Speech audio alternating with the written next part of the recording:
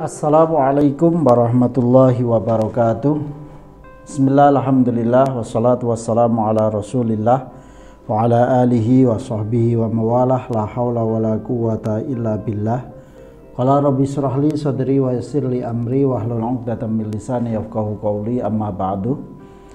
Sedulur sedaya rahimakumullah, semoga Allah Subhanahu wa taala senantiasa memberikan keberkahan, kerahmatan dalam hidup kita semuanya, selalu diberikan kesehatan zahiran wa batinan, dan selalu kita dilimpahkan rezeki yang barokah halal dunia akhirat. Allahumma amin. Dan semoga channel ini benar-benar bisa memberikan manfaat kepada sedulur sedaya. Jangan lupa like, comment, subscribe, dan share supaya manfaatnya bisa dirasakan oleh banyak orang. Allahumma amin. Sedulur sedaya rahimakumullah, mari kita lanjutkan pengajian kita kitab Safinatun Najah. Akan kita lanjutkan kepada bab fasal yang berikutnya, yaitu tentang fardu wudu, ya, tentang wudu, ya. Nanti bisa disimak bersama-sama. Bismillahirrahmanirrahim. Bismillahirrahmanirrahim. Qala musannif rahimallahu taala wa nafa'ana bi wa bi ulumi fid dharaini amin ya rabbal alamin. Bismillahirrahmanirrahim. Faslun utawi iki iku ana nggih fasal swijing ibarate fasal. Furudul wudu'i utawi pira-pira fardune wudu. Iku sittatun ana 6. Jadi dalam berwudu itu ada 6 fardu yang itu harus kita lakukan ketika kita berwudu. Dari ke-6 itu, ya, dari ke-6 itu yang 4 adalah berupa berupa basuhan atau usapan ke anggota tubuh. Jadi kalau di kitab Kasyifatus Saja itu dijelaskan bahwa kenapa di antara 4 di antara 6 fardu wudu di situ ada membasuh tangan, membasuh wajah, membasuh kaki, kemudian mengusap kepala. Jadi di kitab Kasyifatus Saja karangan Imam Nawawi Al-Bantani itu dijelaskan bahwa karena fungsi wudhu itu adalah untuk littahur, untuk bersuci. Sedangkan Nabi Adam alaihi salam pada saat itu melakukan suatu kesalahan, ya, kesalahan ketika dilarang oleh Allah Subhanahu wa taala, dilarang untuk makan atau mendekat pada pohon khuldi. Kemudian karena bujuk rayu setan, ceritanya seperti itu, gitu kan. Kemudian Nabi Adam alaihi salam bersama Siti Hawa menerjang larangan Allah Subhanahu wa taala. Nah, pada saat itu ketika berjalan menuju ke pohon khuldi itu, berjalannya pakai apa? Pakai kaki. Oleh karena itu kaki juga berkontribusi terhadap kesalahan yang dilakukan. Kemudian pakai kaki mendekat ke pohon khuldi. Kemudian dipetik. Metiknya pakai apa? Metiknya pakai tangan. Tangan pun ikut berkontribusi. Kemudian setelah itu dimakan, ya, dimakan. Makannya pakai apa? Pakai fam, pakai mulut. Nah, itu mulut itu mewakili wajah. Nah, kemudian pada saat kejadian itu kepala, rambut itu terkena oleh daun pohon khuldi, ya.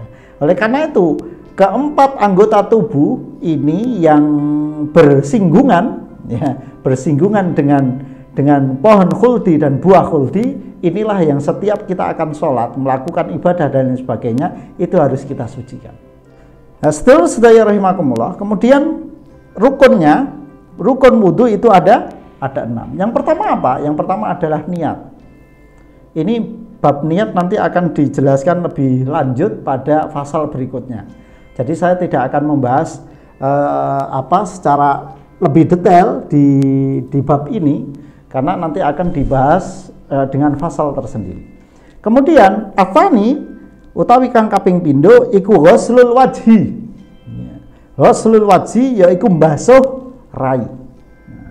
Ghuslul wajhi yaiku mbasuh rai. Jadi pemaknaan membasuh adalah mengambil air, memindahkan air dari satu tempat ke wajah plug. Nah, plug gini.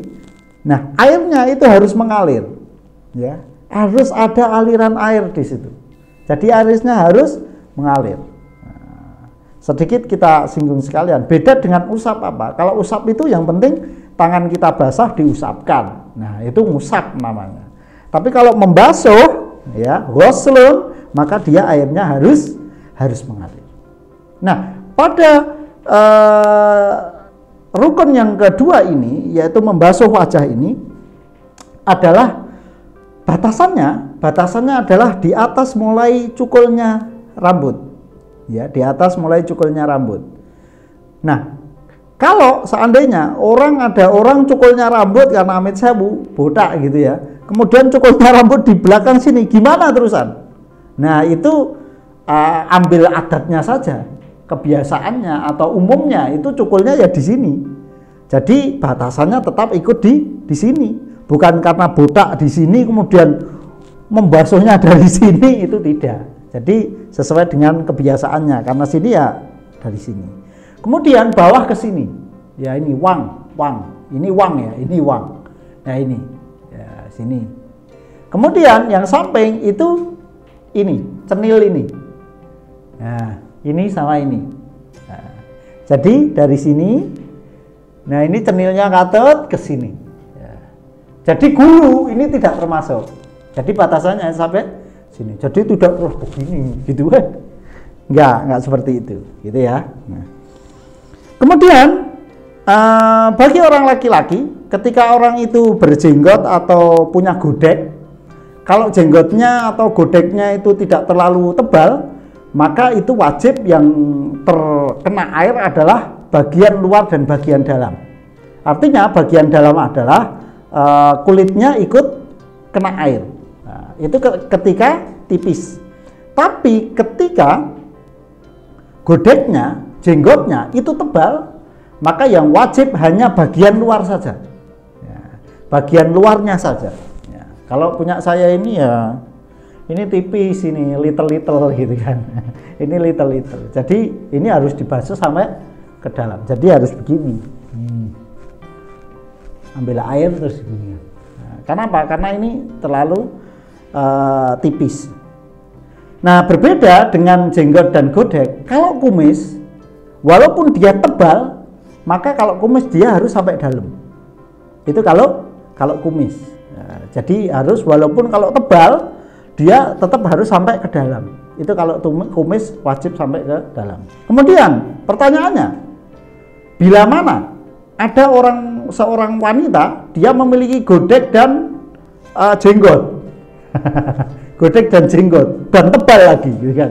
Itu bagaimana? Apakah sama seperti orang pria yang wajib itu hanya bagian luarnya saja? Tidak. Kalau wanita dia wajib sampai ke kulit dalamnya. Kenapa demikian?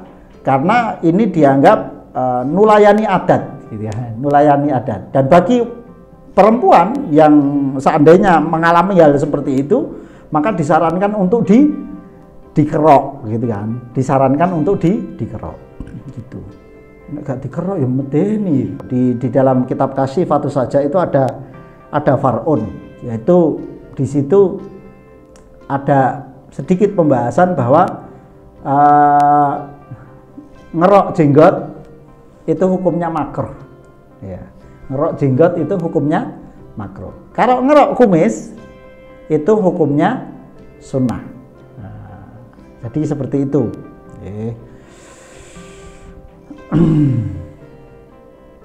Kalau yang di sini kadang kan ada kalau orang jenggotnya banyak kemudian sini digulu itu keluar itu, itu mubah, hukumnya. Nah, itu keterangan dalam kitab Kasyifatus Saja. Nah, jadi sedulur-sedaya yang punya jenggot kemudian dikerok ya nggak apa-apa, ya, makruh tapi nggak dosa, gitu kan, nggak dosa. Kemudian afalisu tawi kang kaping 3 iku ghuslul yadaini, basuh tangan loro, mal bil faqaini sartane sikut loro. Jadi tangan sini sampai sikut, ya, sampai sikut. Sikut itu berarti bukan sini, tapi ini katut. Pojokan sikut ini katut terbasuh. Jadi tidak boleh basuhnya hanya sampai sini, nggak boleh. Jadi harus sampai sini, ya, sampai sini. Nah, itu. Jadi sampai sikut. Nah pertanyaannya, kalau ada orang yang mungkin cacat gitu ya, kemudian dari sini, apakah yang dibasuh harus sepanjang seperti yang kanan kan, tangan kanan? Tidak, tapi cukup dibasuh sampai ke siku saja. Nah itu wajib. Kalau patahnya ke sini, ya di sini, ya, maka dia tidak wajib dibasuh, tapi sunnah dibasuh yang pucukannya saja. Itu sunnah, tapi tidak wajib. Nah, itu bila ada kasus gitu aja seperti itu. Kemudian ar-rabi'u utawi kang kaping 4 iku mashu syai'in ngusap suwiji-wiji minar roksi saking sirah. Jadi yang keempat adalah mengusap. Seperti tadi saya sampaikan, bedanya basuh dengan usap adalah kalau basuh itu airnya mengalir, kalau usap itu hanya air tangan kita basah kemudian diusapkan. Nah, menurut Imam Syafi'i itu ya yang penting ada 3 helai saja sudah cukup, gitu ya. Sudah terusap itu sudah cukup. Dan itu bebas. Nah, bebas. Kulit di kepala kita. Ya, itu. Nah, kalau rambut bagaimana? Rambut juga boleh dengan catatan rambut yang berada pada batasan roksun, ya, batasan roksun. Jadi sini. Nah, jadi kalau mas atau mbak yang rambutnya panjang, nah, itu tidak boleh kalau yang diusap yang keluar dari haddur roksi, keluar dari batasan kepala, itu nggak boleh. Jadi seandainya rambutnya panjang segini terus rodok irit yang diusap sini, itu nggak boleh. Karena apa? Dia posisi rambutnya sudah keluar dari haddur roksi. Nah, itu nggak boleh. Kemudian yang kelima adalah al-khamisu tawi kang kaping 5 iku ghuslur rijlaini, basuh sikil loro ma'al ka'baini sartane kemiri loro. Jadi yang berikutnya yang kelima adalah membasuh kaki, ya, membasuh kaki sampai di mata kaki. Nah, itu sampai mata kaki. Itu fardunya yang harus kita basuh ketika kita berwudu, dan kaki itu hanya sampai di mata kaki, tidak sampai dengkul, ya, tidak sampai dengkul. Jadi cukup sampai mata kaki. Nah, kasusnya itu juga hampir mirip dengan apa yang ada pada kasus pada tangan, gitu kan. Kalau ada yang cacat, kepotong dan sebagainya, kalau di bawah mata kaki ya sisanya sampai mata kaki itu wajib dibasuh. Kalau di atas mata kaki cacatnya, maka itu sunnah untuk dibasuh ujungnya. Nah, sama seperti kasus yang ada pada tangan.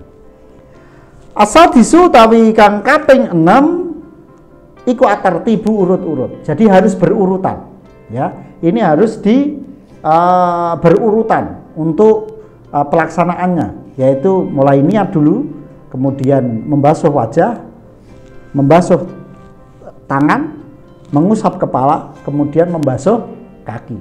Nah, itu harus berurutan. Jadi yang fardu, yang wajib untuk dibasuh ya hanya 4 anggota itu.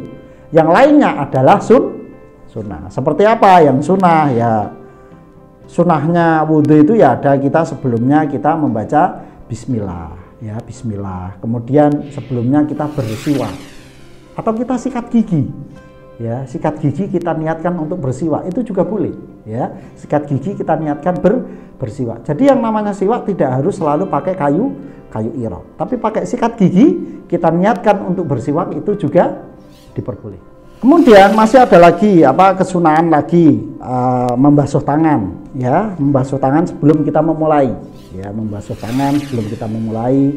Kemudian madmadot, yaitu kumur-kumur, ya, kumur-kumur. Kemudian setelah kumur-kumur kita hisap air ke hidung, tapi jangan keras-keras, ya, nanti tidak terus pilek gitu, ya. Membersihkan hidung lah intinya itu. Itu kemudian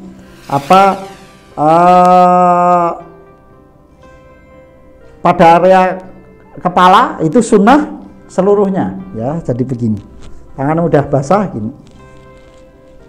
Nah, ini sunnah. Nah, itu sunnah. Kemudian mengusap telinga, ya. Nah, gini, dimasukkan gini, ya. Semoga gambarnya jelas gitu ya. Nah, seperti itu. Itu untuk telinga. Kemudian sunnah diawali dari yang sebelah kanan dulu, ya, sebelah kanan dulu. Nah, kemudian baru sebelah kiri. Kemudian mualah itu nuli berkelanjutan. Jadi setelah ini langsung diteruskan tanpa dikasih jeda. Ya.